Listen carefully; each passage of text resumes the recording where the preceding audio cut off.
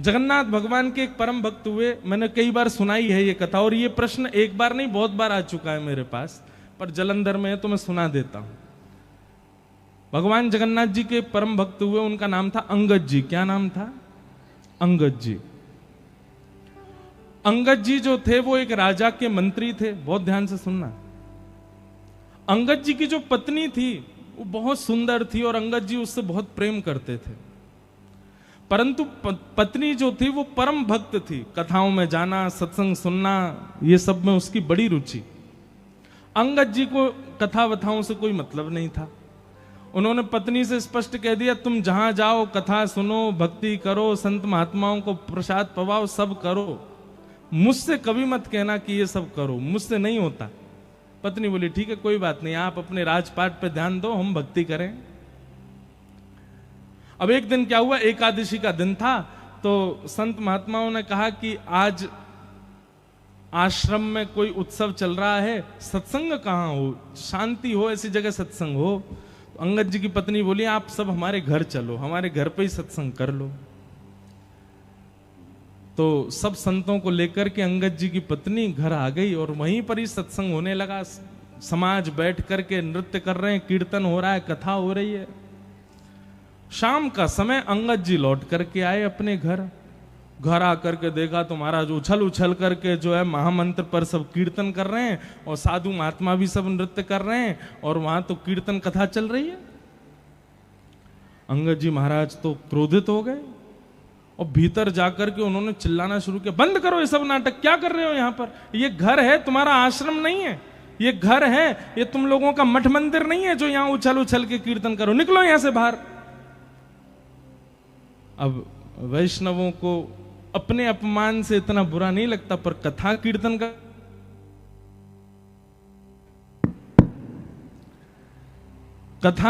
का कोई अपमान करे, ये वैष्णवों से सहन नहीं होता।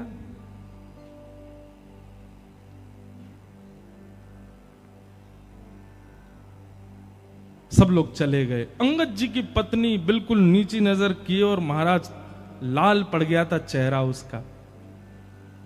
अंगद जी प्रेम तो करते थे अपनी पत्नी से, आज जाके बोले, देखो मैंने तुमसे कभी कुछ नहीं कहा, तुम सत्संग करो, कथा सुनो, भक्ति करो, कुछ भी करो, पर ये घर में लाने की जरूरत नहीं है, अपना बाहर जाके किया करो सब काम।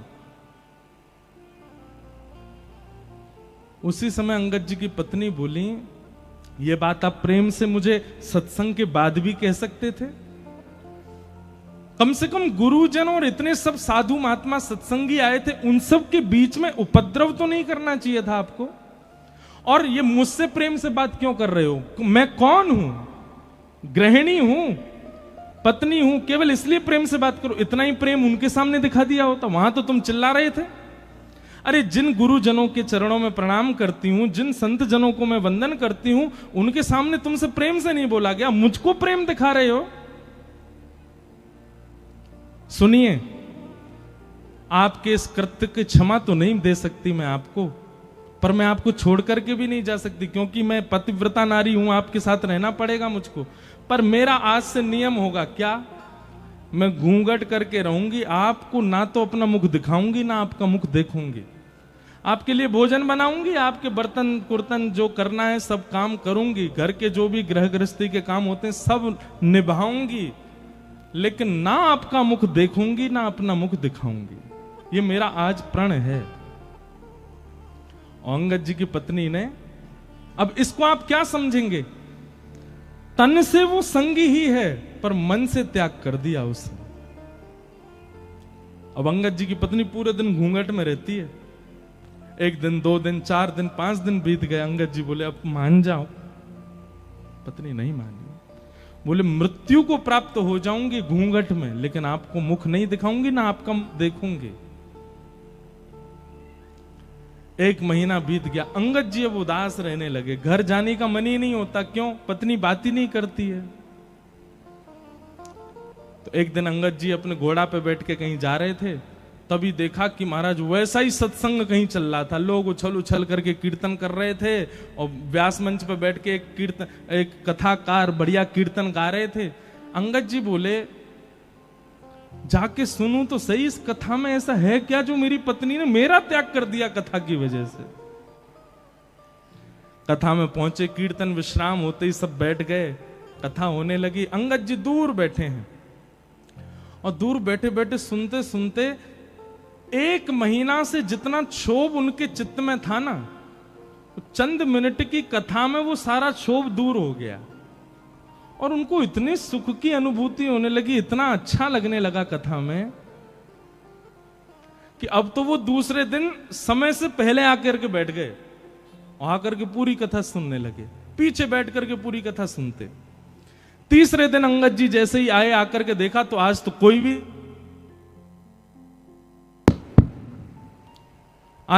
भी नहीं आया, कथा ही विश्राम हो गई। अंगद जी ने पूछा, भैया यहां पे कल कथा चल रही थी क्या? वो बोले, कल 7 दिन हो गए पूरे, अब तो व्यास जी चले गए, यहां से कथा हो गई।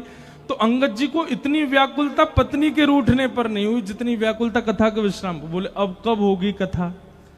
बोले, कथा तो भैया अब अगले वर्ष होगी, परंतु वो व्यास जी थोड़ी दूर एक गांव है, वहां पर आज से कथा उन्होंने प्रारंभ कर दी है, आपको सुननी हो तो वहां चले जाओ।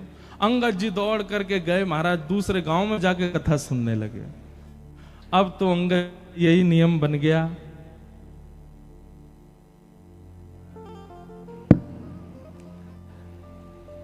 बोलो वृंदावन।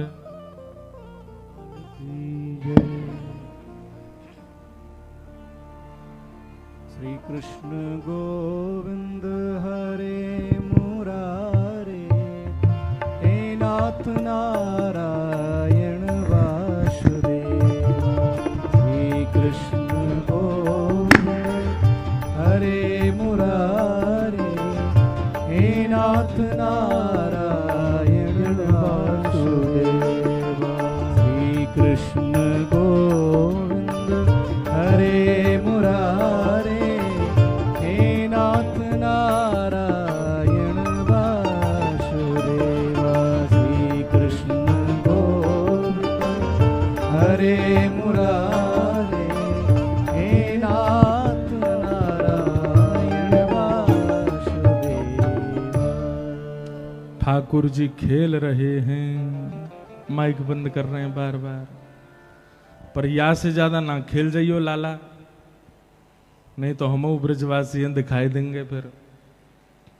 बोलो वृंदावन बिहारी लाल। तो हम क्या बता रहे थे? अंगद जी महाराज दूसरे गांव में जाके कथा सुनने लगे, इतनी आसक्ति कथा के प्रति हो गई उनकी। अब तो अंगद जी को घर में पत्नी रूठी बैठी है, उससे भी उनको कोई फर्क नहीं, बढ़िया जाते हैं, प्रेम से घर में जाते हैं, पत्नी भोजन खिला देती है, पा लेते हैं, सो जाते हैं, सुबह उठ के राजपाट का काम देखते हैं, दोपहर में जाके कथा सुनते हैं। ऐसा नियम चलने लगा। पत्नी के भी मन में होने लगा, पहले तो इनको चिंता थी कि मैं देखती नहीं हूं, अब तो ये चिंतित भी नहीं लगते मुझको। एक दिन गांव में पुनः कथा होने लगी और जैसे ही कीर्तन प्रारंभ हुआ महाराज, तो अंगद जी महाराज पीछे खड़े होकर उछल उछल करके उन्माद नृत्य कर रहे थे।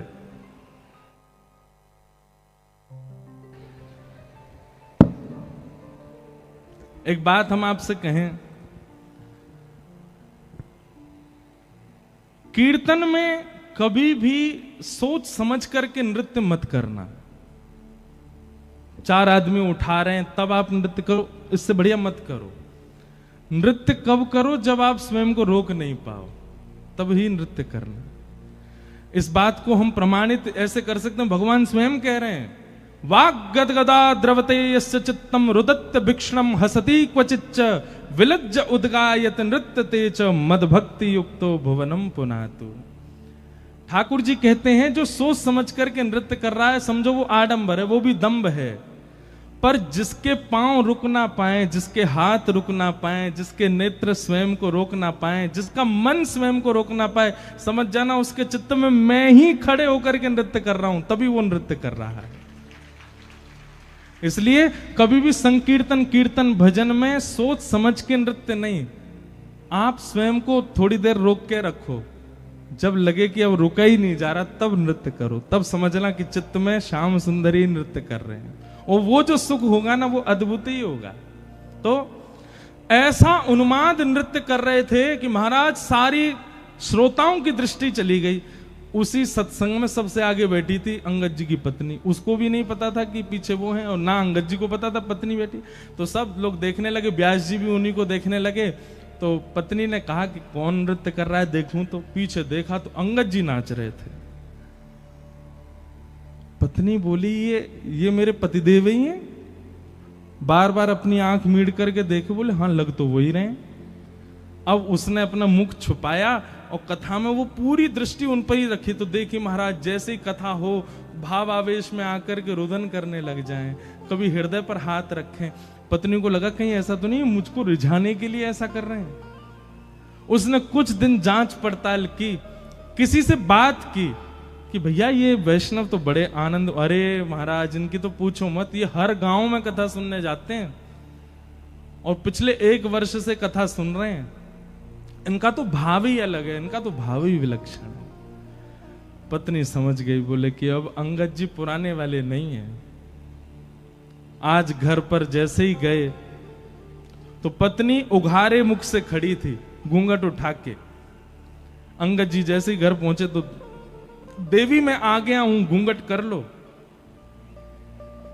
अंगद जी की पत्नी बोली अब घूंघट नहीं करना, हरि विमुख अंगद से मैंने घूंघट किया था, अब हरि सन्मुख अंगद है, अब आपसे काय को घूंघट करूं मैं, आप मेरा मुख देख लो। लेकिन अब अंगद जी की स्थिति क्या हो गई सुनो। अंगद जी बोले देवी क्षमा करना, बुरा नहीं मानना, पहले तुमको देखना अच्छा लगता था, अब वो सुख नहीं मिल रहा है। अब तो केवल एक ही अभिलाषा है कि शामा शाम कब दिखेंगे।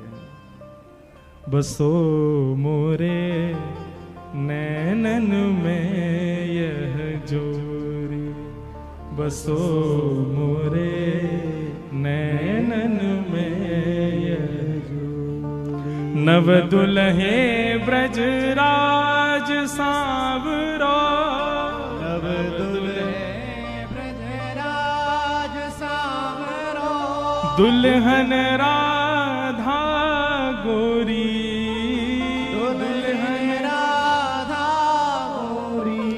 बसो मोरे नैनन में यह जोरी, बसो मोरे नैनन में यह जोरी। तो जिनका भी ये प्रश्न था कि हमारे पिताजी ऐसे हो गए हम क्या करें, जैसे अंगद जी की पत्नी ने मन से त्याग किया वैसे त्याग करो।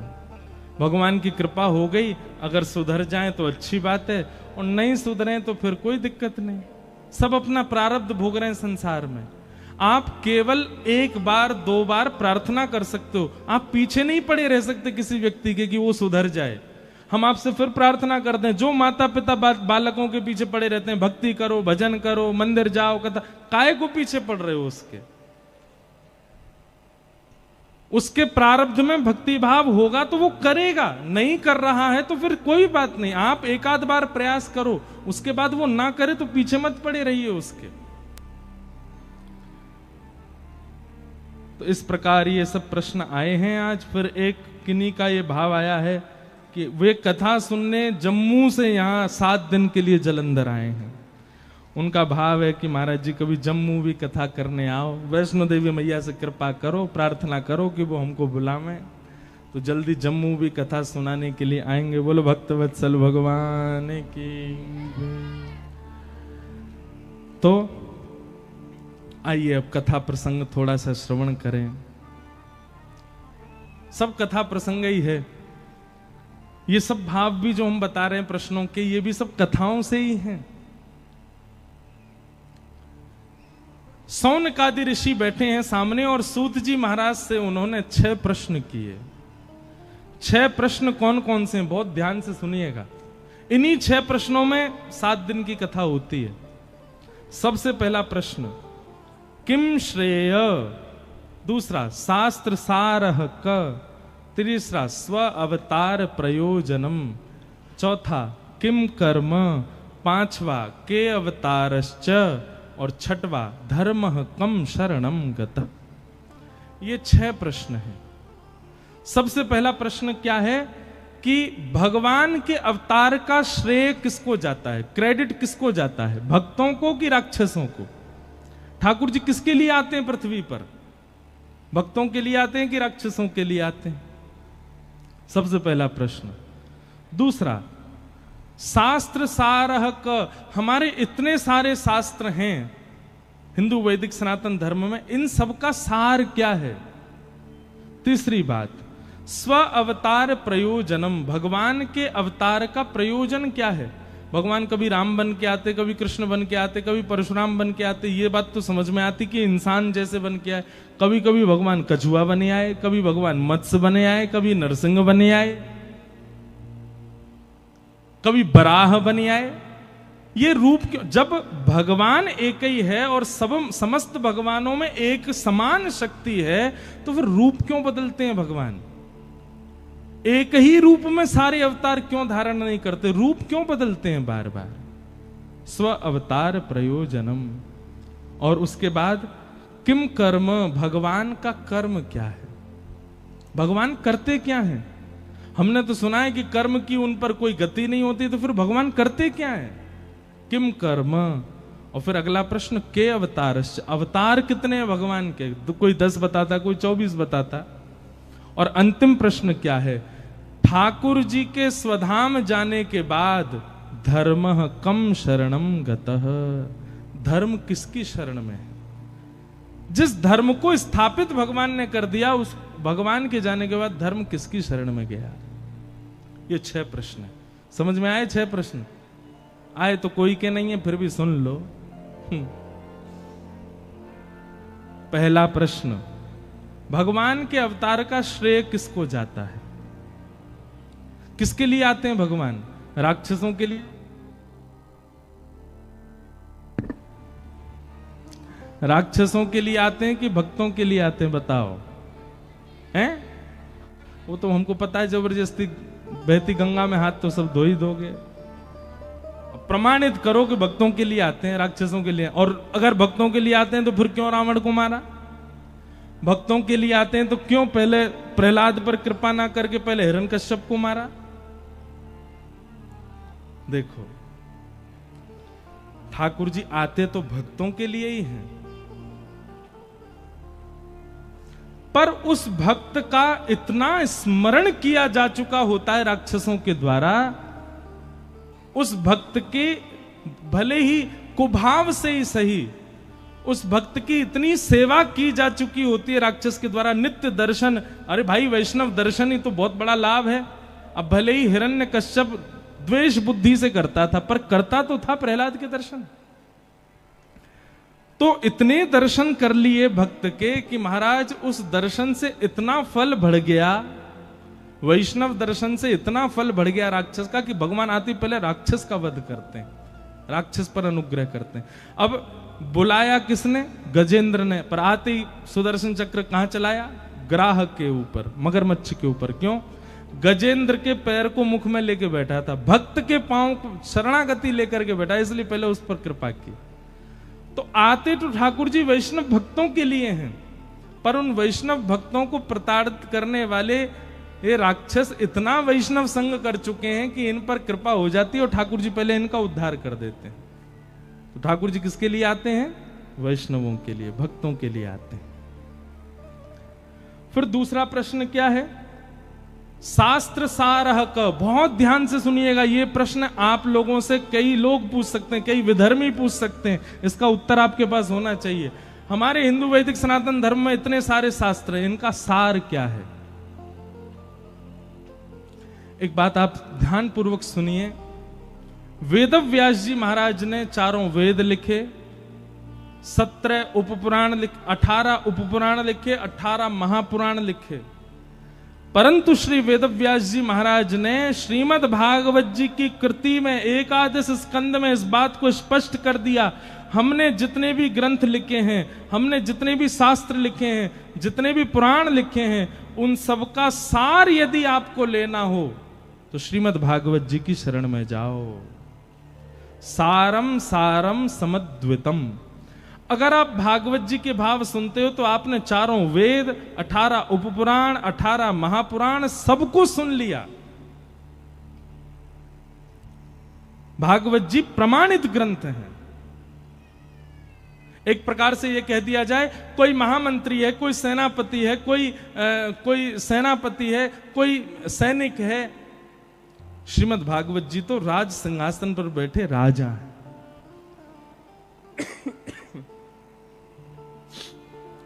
इसलिए प्रमाणित मानना हो कभी भी किसी बात को, तो भागवत जी की बात को प्रमाणित मानो। हम किसी अन्य ग्रंथ की या अन्य पुराण की कोई निंदा स्तुति नहीं कर रहे हैं, आपको एक बात स्पष्ट बता रहे हैं कि प्रमाणित ग्रंथ श्रीमद् भागवत। फिर उसके बाद अगला प्रश्न आता है, भगवान का प्रयोजन क्या है?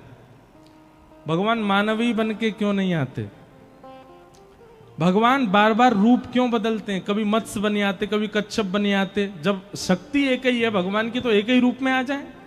नहीं, भगवान अपनी सर्वव्यापकता आप सबके बीच में प्रमाणित कर रहे हैं। सर्वव्यापकता, वो सब में विद्यमान है। कर्तुम अकर्तुम अन्यथा कर्तुम समर्थ ईश्वर।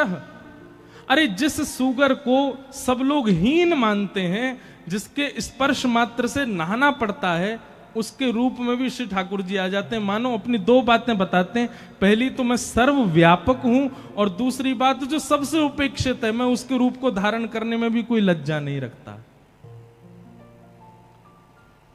हम लोगों को कोई आसन एक छोटा दे दे तो हमको लज्जा हो जाती है। अच्छा, कमेटी में हमने इतने पैसा डाले, हमने प्रचार करवाया, हमको महाराज जी से माला नहीं पहनवाई ऊपर मंच पे, इतने में ही बुरा मान जाते हैं लोग।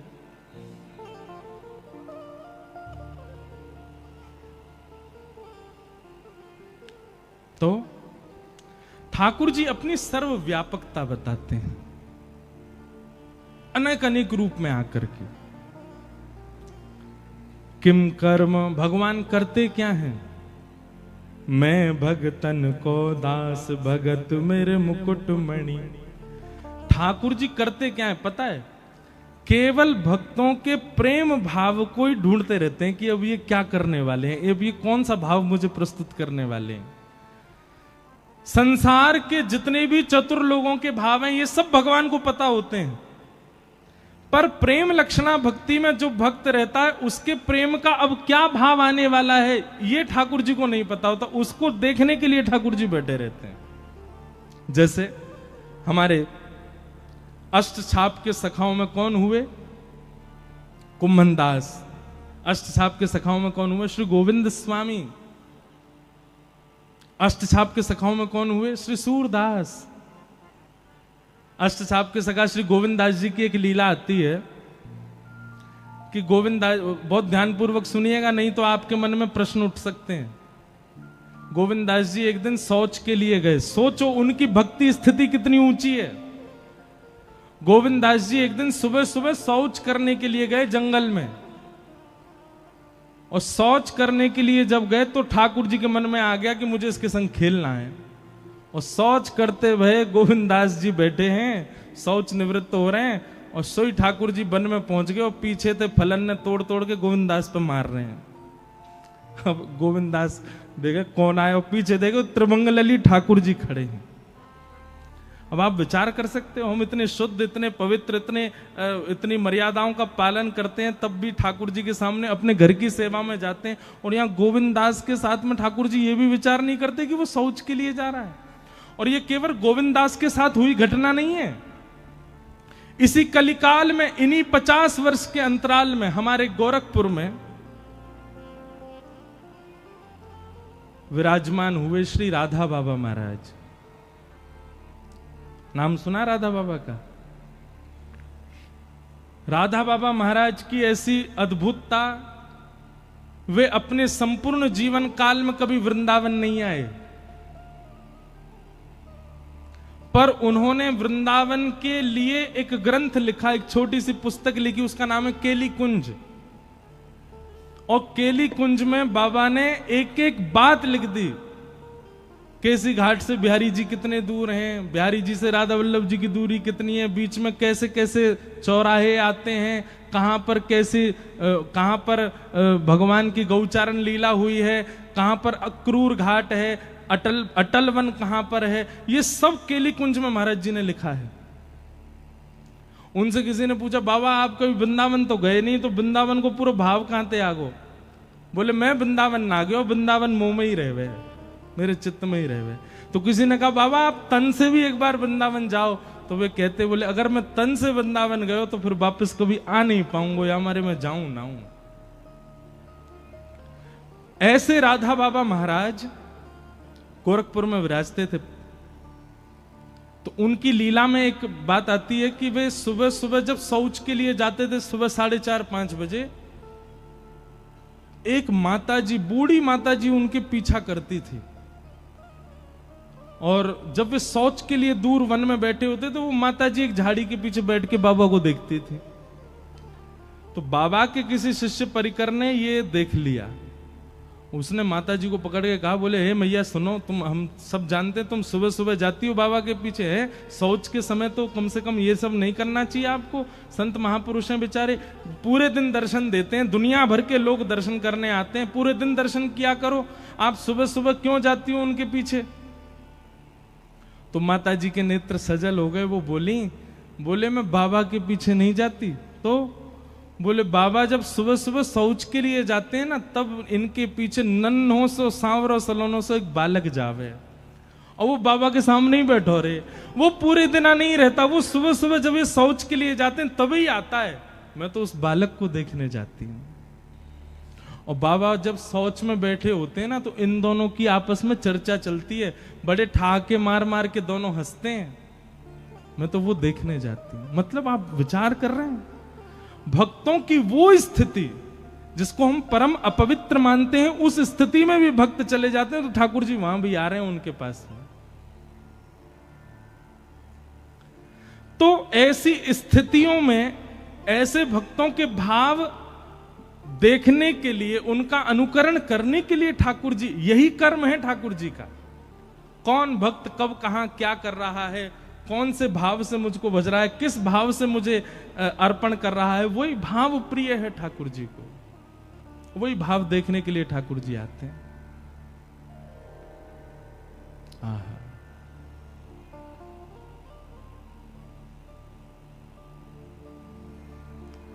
किम कर्म के अवतारश्च, भगवान के अवतार कितने हैं?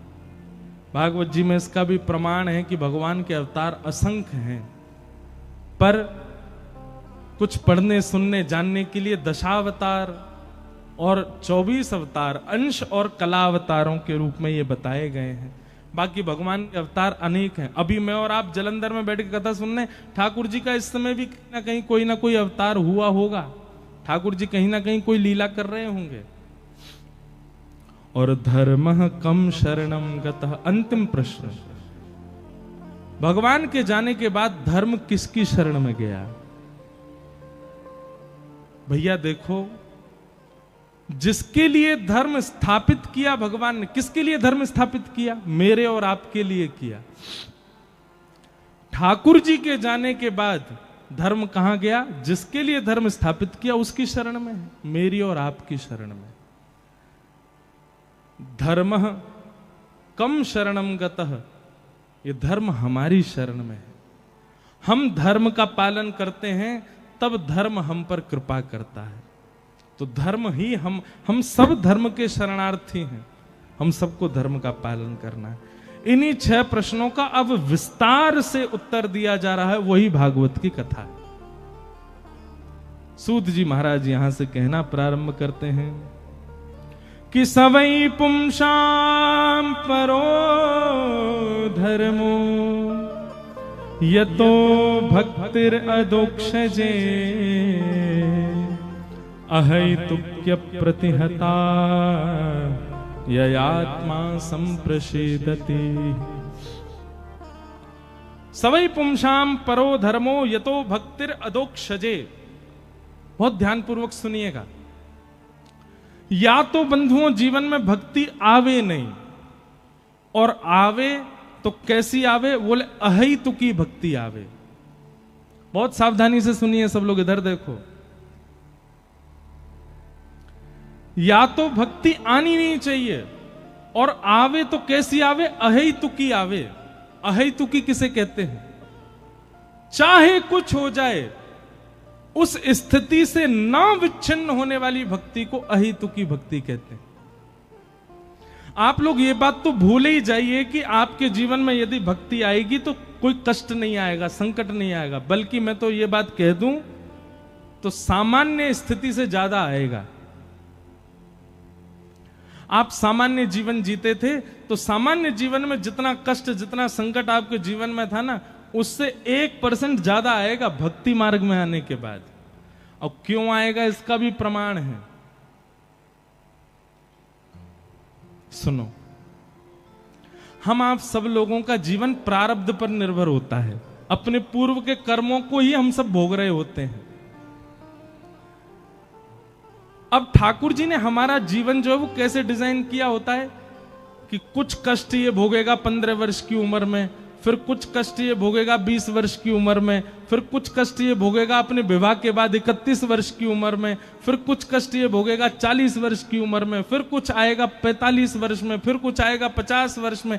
ऐसे हमारे 80 वर्ष का मान लो जीवन था, तो 80 वर्ष में ठाकुर जी ने कुछ कुछ वर्षों को विभाजित कर दिया कि उन वर्षों में इसके जीवन में कष्ट आएगा। लेकिन कई बार ठाकुर जी क्या करते हैं, हमारे प्रारब्ध के कष्ट को एक जन्म में ही नहीं भुगवाते, फिर एक जन्म के बाद फिर एक और जन्म लेना पड़ता, फिर उसमें भोगने पड़ते हैं। अच्छा, फिर एक जन्म में हम आए तो थे पूर्व के प्रारब्धों को भोगने के लिए, पर इस जन्म में जो हमने कर दिया वो भी तो भोगना है। ध्यान से नहीं सुनोगे तो बाउंसर जाएगी सर के ऊपर से, इसलिए बहुत ध्यान से सुनना। मुझे एग्जाम्पल दे रहा हूं, मुझे जन्म मिला, मान लो मेरे जीवन के अमुक वर्ष भगवान ने दिए। उन अमुक वर्षों में मुझे अपने पुराना लेखा जोखा, जो मैंने कितने जन्मों में मैंने जो कुछ भी किया, वो मुझे इस जन्म में भोगना है। अब इस जन्म में मैं उनको तो भोग रहा था, पर इस जन्म के क्रियाकलाप मेरे अलग ही चल रहे थे। ठाकुर जी बोले पुराना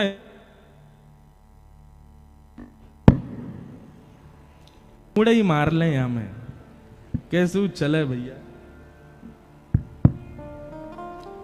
बोलो वृंदावन बिहारी लाल। सुनो, इसको यहीं धर जाओ, यहीं रख दो ऊपर ही।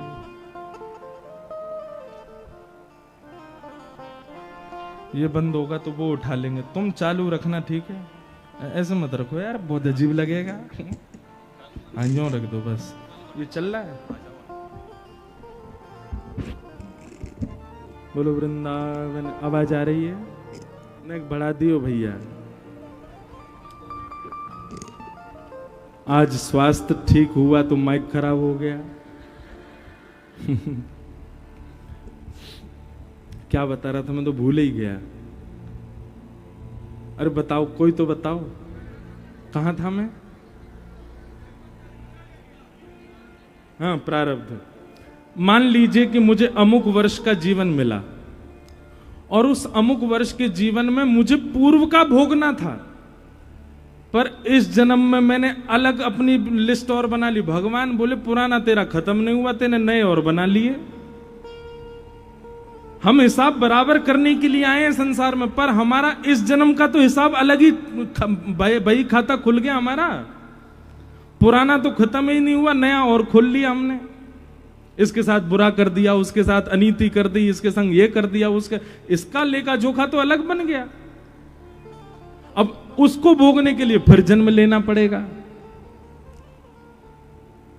क्या होता है फिर, व्यक्ति जब भक्ति मार्ग को अपना लेता है तो भक्ति मार्ग में उसको क्या सिखाया जाता है? किसी के साथ गलत मत करो, किसी के साथ ऐसा मत करो, गलत खाओ पियो मत, शुद्ध विचारधारा करो।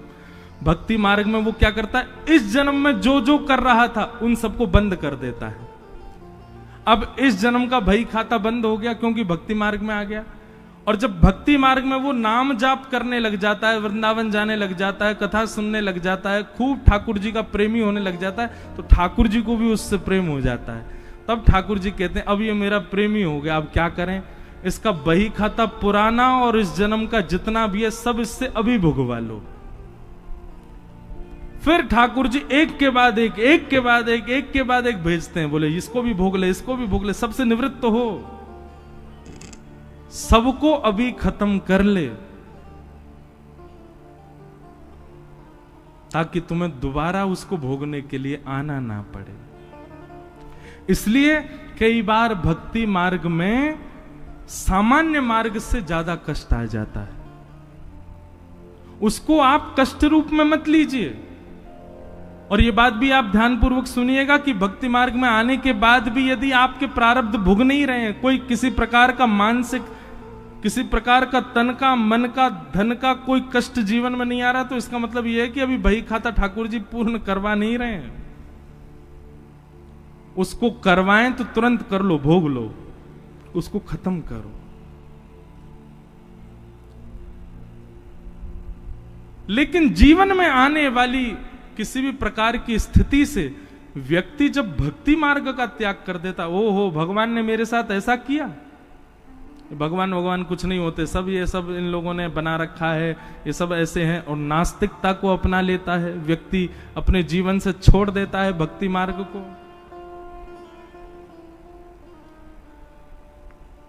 ऐसे व्यक्ति का पतन हो जाता है। फिर तो भक्ति कैसी होनी चाहिए? अहेतुकी भक्ति होनी चाहिए। जीवन में चाहे जैसी स्थिति आ जाए, आप ठाकुर जी का त्याग मत करो। मैं कथाओं में सुनाया करता हूं कि हमारे अष्ट सखाओं में एक सखा हुए कुम्भनदास। कुम्भनदास जी के एक पुत्र की मृत्यु हो गई, और उस पुत्र की मृत्यु की बात सुनकर के कुम्भनदास जी मूर्छित हो गए। दुनिया के लोग बात बनाने लगे, बोले अपने आप को भगत कहते थे, बताओ इतना भी नहीं सुन पाए कि पुत्र की मृत्यु पर बेहोश हो गए। गुसाई जी को जब ये बात पता चली तो गुसाई जी बोले वो पुत्र की मृत्यु सुन के बेहोश नहीं हुआ है। बोले तो फिर कैसे बेहोश हुए? तो जाके उनसे कहा, बोले कि मुझे पता है तुम बेहोश पुत्र की मृत्यु की भाव से नहीं हुए, तुम इसलिए बेहोश हो गए हो कि भाई अब सूतक लग गए, मंदिर कैसे जाऊंगा मैं। चिंता मत करो, हम मंदिर की एक खिड़की खोल देंगे और वहां से तुमको सूतक में भी दर्शन हो जाया करेगा ठाकुर जी का। ये बात सुनते ही उनकी मूर्छा टूट गई, वो तो उठ के खड़े हो गए और कहने लगे हाँ हाँ सब क्रियाकलाप करो पुत्र का जो करना है। उनको पुत्र विरह था ही नहीं, उनको विरह इस बात का था कि ठाकुर जी से दूरी हो जाएगी।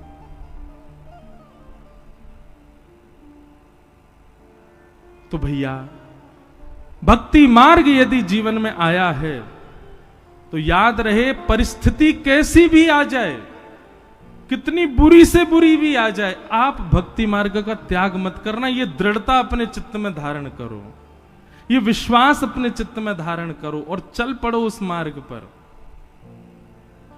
स्थिति कैसी भी आ जाए।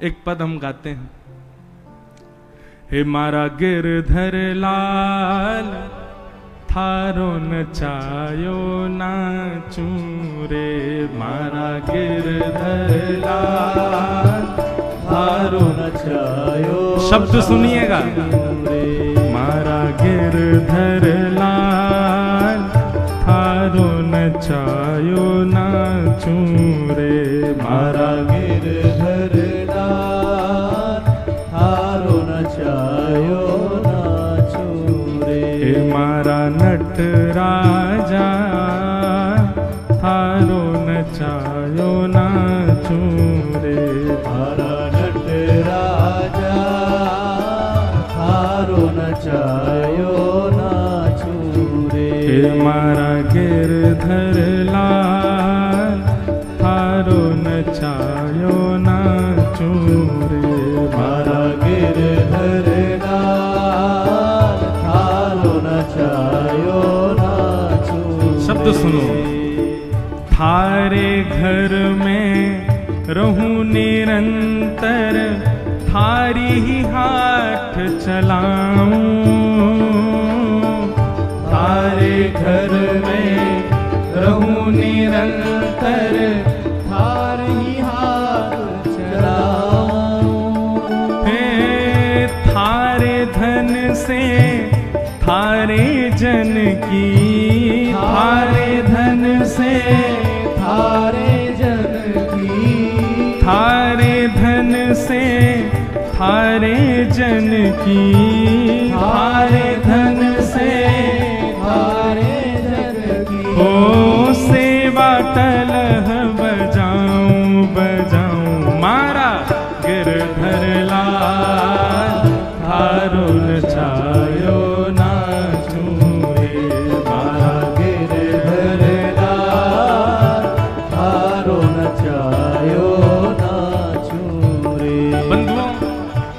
का मतलब यही होता है जो यहाँ पंक्तियां लिखी हैं। अपनी मन मर्जी की भक्ति नहीं होती है, ठाकुर जी की मर्जी की भक्ति होती है। जा रंगरा कपड़ा पहरावे, वैसो ही सांग बनाऊं। जा रंग गाओ सब लोग। कपड़ा पहनावे, वैसो ही स्वाग बनाऊं। हाँ, वैसो ही स्वाग बनाऊं। वैसो ही स्वाग बनाऊं। और जैसो बोल बुलावे मुख सो, जैसो बोल बुलावे मुख सो। जैसो बोल बुलावे मुख सो, जैसो बोल बुलावे मुख सो। मैं वैसी ही बात बनाऊं बनाऊं। मारा गिरधर लाल थारो नचायो नाचूं रे। मारा गिरधर लाल थारो नचायो नाचूं रे। मारा नट राजा थारो नचायो नाचूं रे। मारा नट राजा थारो नचायो नाचूं। बहुत अच्छी पंक्ति है। घर का प्राणी कहा न माने, मन मन खुशी मनाऊं। घर का प्राणी कहा न माने, मन मन खुशी मनाऊं। घर के लोग मेरी बात नहीं सुनते। मैं उनसे कहता हूँ कथा में चलो तो कहते हैं तू पागल है, तू कथा में जाता, हम थोड़ी सुनेंगे कथा। हम कहते हैं घर में ठाकुर जी की अष्टयाम सेवा शुरू कर दो तो मुझे नाटक समझते हैं। नाम जप की कहता हूं तो भी मना करते हैं। गिरिराज परिक्रमा वृंदावन सबके लिए मना करते हैं। कोई बात नहीं, घर के लोग यदि मेरी बात नहीं मानते तो इसमें भी प्रसन्नता क्या। अगर ये घर के लोग बात मान जाते तो मेरा इनसे मोह हो जाएगा। अच्छा ये मेरी बात नहीं मान रहे तो इनसे मेरा मोह तो भी दूर होता जाएगा। घर का प्राणी कहा न माने, मन मन खुशी मनाऊं। घर का प्राणी कहा न माने, मन मन खुशी मनाऊं। ओ थारे इस मंगल विधान में, थारे इस मंगल विधान में, थारे इस मंगल विधान में, थारे इस मंगल विधान में, मैं काहे टांग अड़ाऊं अड़ाऊं। मारा गिरधर लाल थारो नचायो नाचूं रे। मारा गिरधर लाल थारो नचायो नाचूं ओ मारा नट राजा थारो नचायो नाचूं रे। मारा नट राजा बोल गिरधर लाल प्यारे की, करताल बजा के गाओ।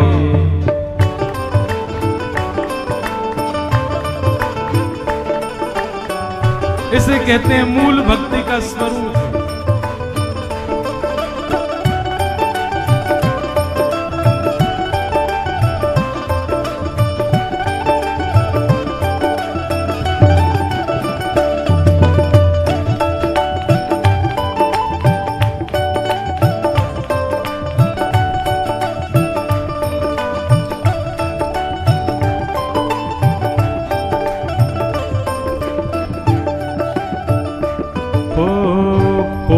हजारों पकड़ ले जावे, मैं दौड़ दौड़ के जाऊं। कोस हजारों पकड़ ले जावे, मैं दौड़ दौड़ के आऊं। हमारे पंजाब के लोग सबसे ज्यादा विदेशों में बस गए जाकर के। कहीं चले जाओ, मैं अभी कनाडा गया, अमेरिका गया, ऑस्ट्रेलिया, सब जगह पंजाबी, हमारे पंजाब के लोग बैठे हैं। और पंजाब में कितने गांव तो ऐसे हैं कि हर गांव से एक बच्चा विदेश में ही है।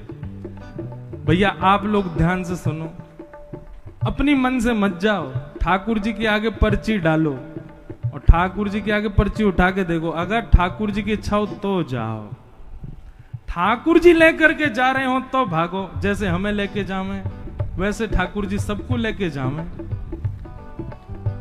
कोस हजारों पकड़ ले जावे, दौड़ दौड़ में जाऊं, कोस हजारों पकड़ ले जावे, दौड़ दौड़ के आऊं। हाँ मैं दौड़ दौड़ के आऊं, मैं दौड़ दौड़ के आऊं। ओ मैं दौड़ दौड़ के आऊं, मैं दौड़ दौड़ के आऊं। और जो तू आसन मार बैठावे, जो तू आसन मार बैठावे, जो तू आसन मार बैठावे, जो तू आसन मार बैठावे, तो मैं मुख भी नाही हिलाऊं, हिलाऊं मारा गिरधर लाल, थारो नचायो नाचूं रे, मारा गिरधर लाल, थारो नचायो नाचूं रे। हे मारा नट राजा, थारो नचायो नाचूं रे, मारा नट राजा। थारो नचायो और नाचूं रे। ओ जो तू तन में रोग लगावे, जो तू तन में रोग लगावे, ओढ़ चादर सो जाऊं, जो तू तन में रोग लगावे, ओढ़ चादर सो जाऊं। हाँ जो तू तन में रोग लगावे, ओढ़ चादर सो जाऊं,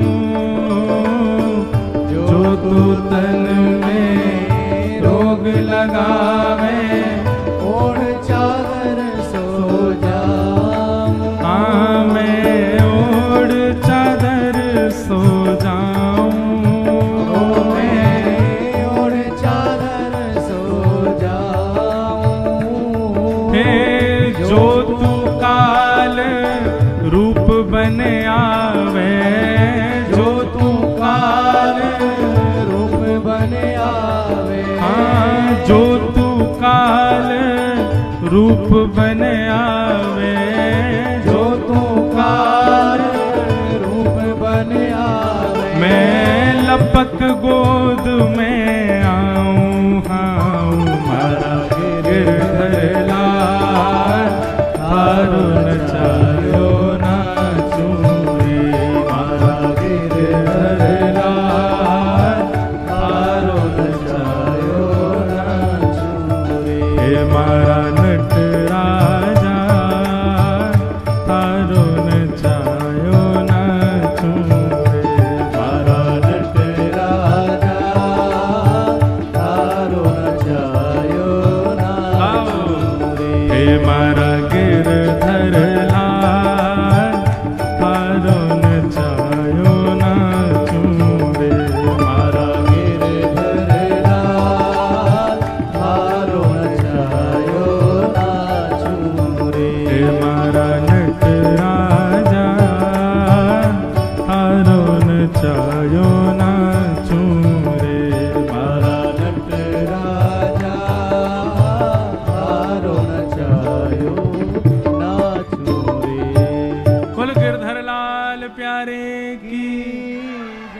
भक्ति का स्वरूप कैसा होना चाहिए? आपके हिसाब से नहीं, ठाकुर जी के हिसाब से।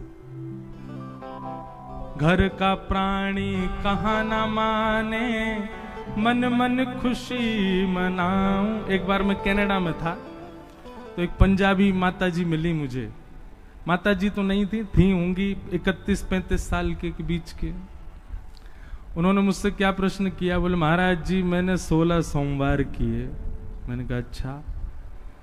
पति मिल गया, विदेश आ गई। मैंने कहा फिर? वो तो पीता है, खाता है, सब उल्टे सीधे काम करता है, ऐसा सोमवार तो नहीं करना था मुझे। 16 सोमवार किए, फिर भी ठाकुर जी ने ऐसा पति क्यों दिया? मैंने कहा बहन सुनो एक बात, यदि अनुकूल पति मिला होता ना तो आप कथा में नहीं आती आज। अनुकूल पति नहीं मिला। देखो, अनुकूल पति मिलेगा तो दोनों कथा में आओगे, और प्रतिकूल पति मिलेगा तो एक ही कथा में आएगा, दोनों नहीं आएंगे। मैंने कहा आपने 16 सोमवार किए फिर भी प्रतिकूल पति मिला, इसका मतलब क्या है? ठाकुर जी ने कहा भाई जो थोड़ा बहुत मोह तुम्हारे बंधन का कारण है वो पति में होगा, वो मोह भी तुम्हारा नष्ट हो जाए, इसलिए प्रतिकूल। भैया ये व्रत नियम साधन करने से आपके मन चाहिए स्थिति आपको नहीं मिल सकती।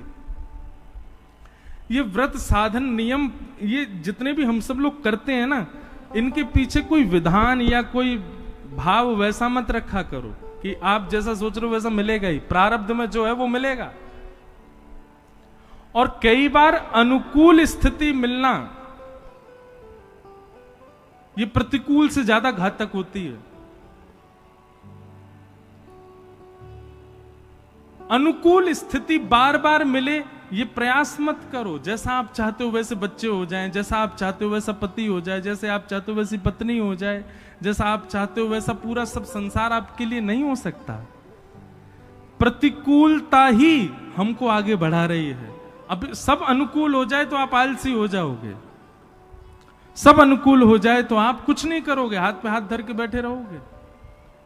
इसलिए प्रतिकूलताएं जीवन में जितनी ज्यादा होंगी आप उतने आगे भगोगे। एसी का आविष्कार किस लिए हुआ? क्योंकि गर्मी ज्यादा हो गई। अब गर्मी ज्यादा किसी को प्रिय नहीं है, लेकिन गर्मी जब बहुत मात्रा में होने लगी तो फिर निदान करके व्यक्ति ने एसी बनाया ना। इतनी संख्या में भीड़ होने लगी तो माइक बनाया गया ना।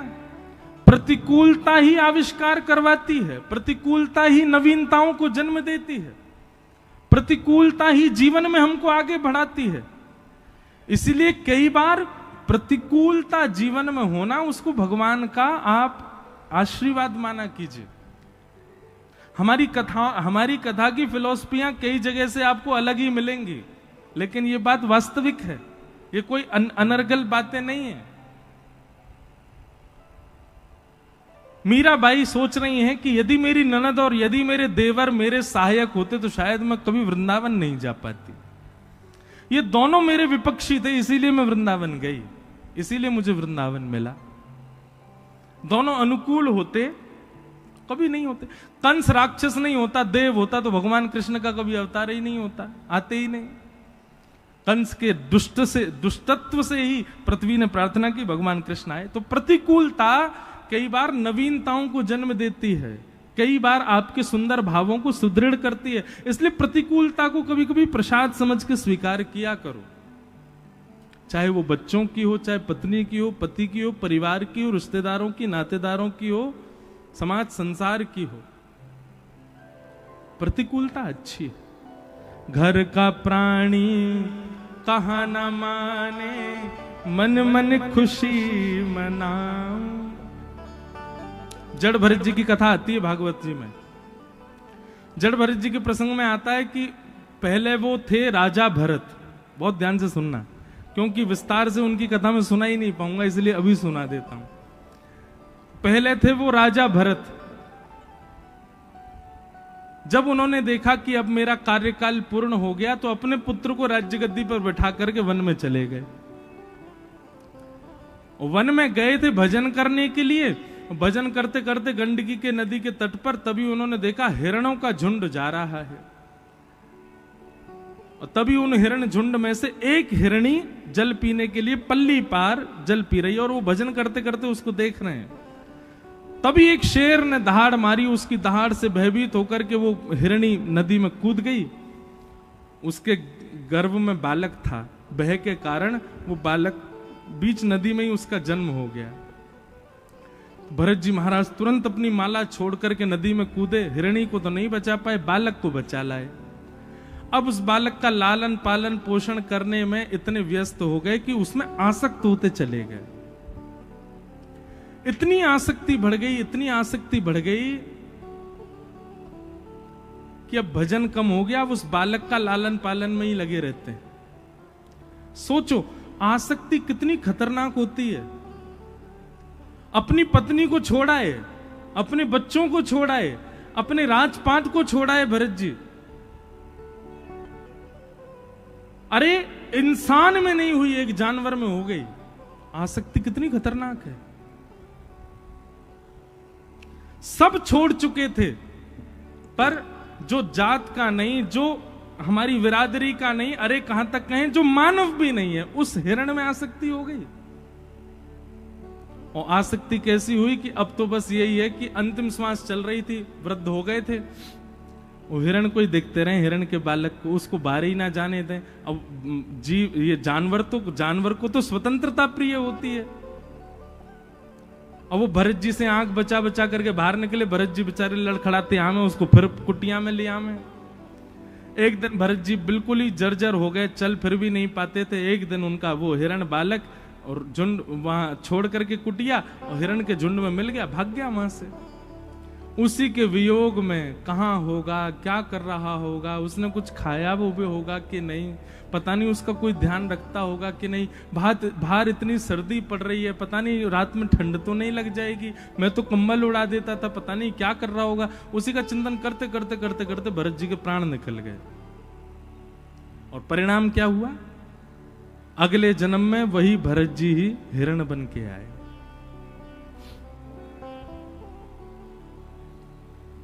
अच्छा एक बात बताएं, बुरा नहीं मानना,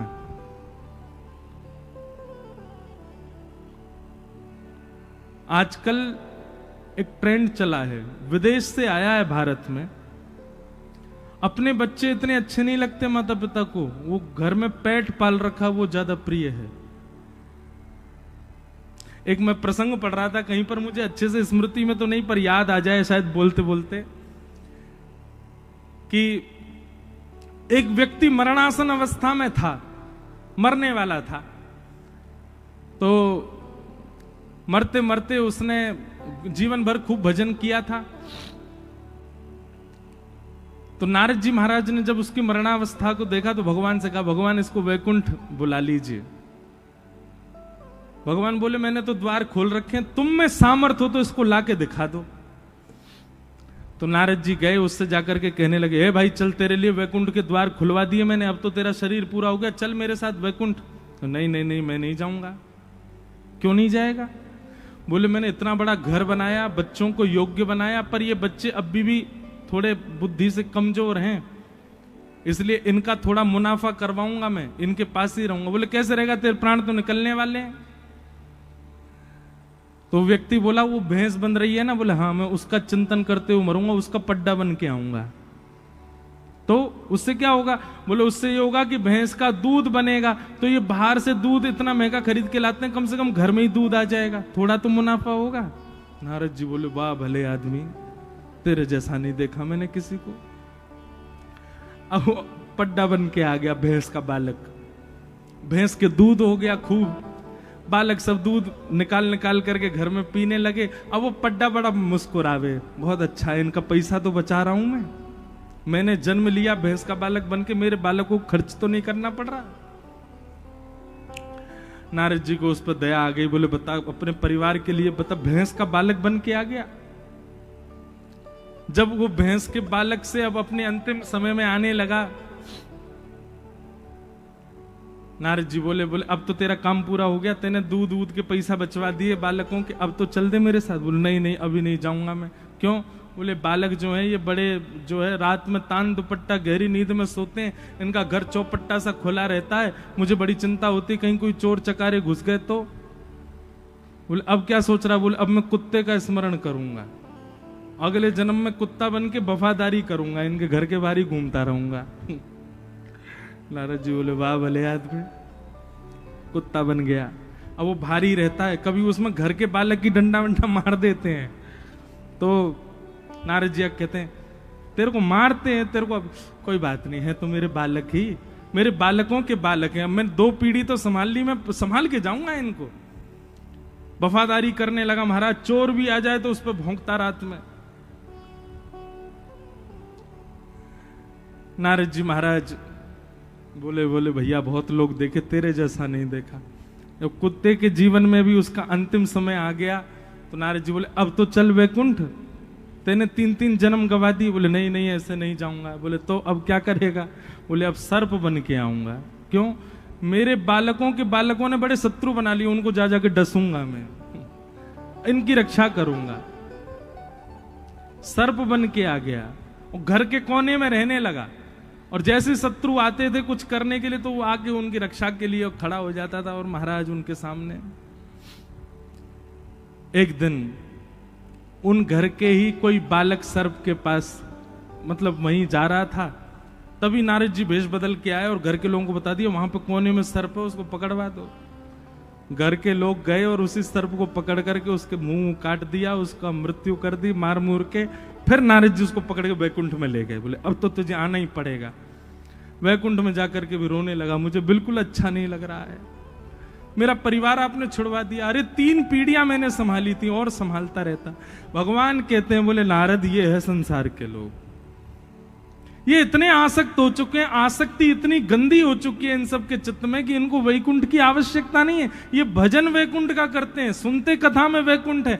पर आप सबको एक बात बता दूं, वृद्धावस्था जब हमारी भी आएगी ना, सत्य बता रहे हैं उस समय पर हमको वैकुंठ का स्मरण नहीं होगा। भागवत जी में कितनी बार प्रमाणित किया गया है कि भाई मृत्यु समीप आने पर भगवत स्मरण और भगवत सेवा का स्मरण, भगवत धाम का स्मरण बहुत कम लोगों को हो पाता है, सबको नहीं होता।